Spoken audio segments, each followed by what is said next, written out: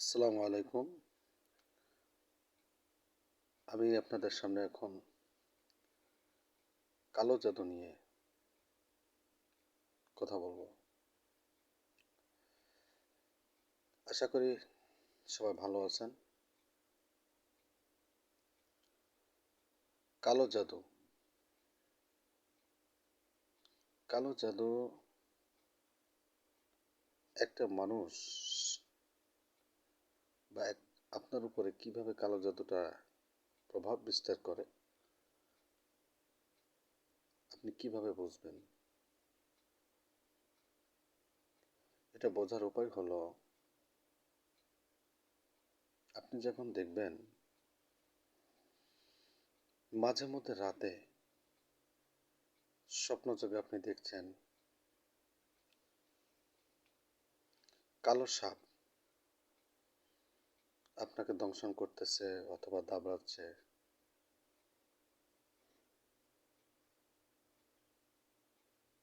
দুই দুই নাম্বার হচ্ছে কালো কুকুর, এটা আপনার পিছনে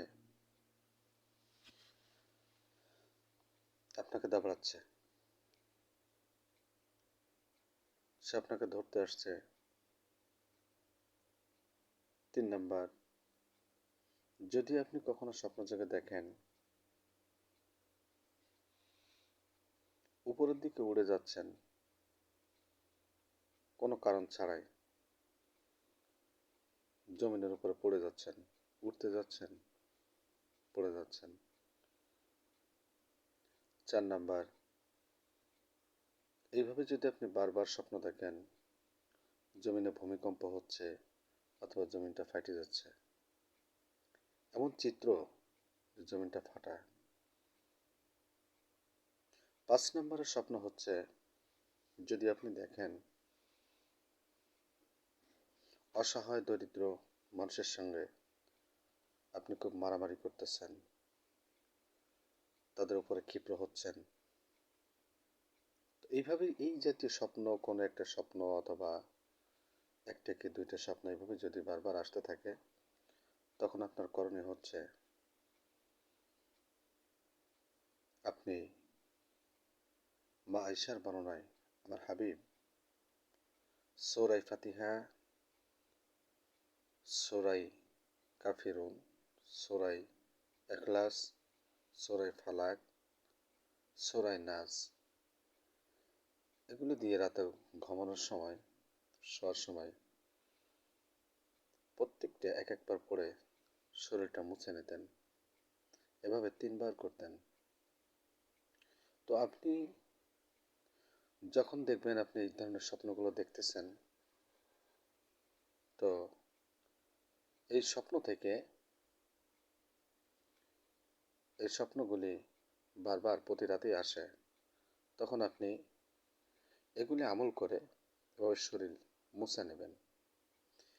মুছে নেওয়ার পরেও যদি দেখেন এই স্বপ্নগুলো, এই স্বপ্নর কোনো একটা স্বপ্ন, তখন আপনি নিশ্চিন্তে বুঝে নেবেন যে আপনার উপরে মানুষ বা জিন কর্তৃক কোনো কালো জাদু আপনার উপরে প্রভাব করতেছে। তখন আপনাকে এটা দমন করার জন্য, এটা থেকে বাঁচতে হলে আপনাকে দৈনিক 5 বার শরীরটা বন্ধ দিতে হবে এবং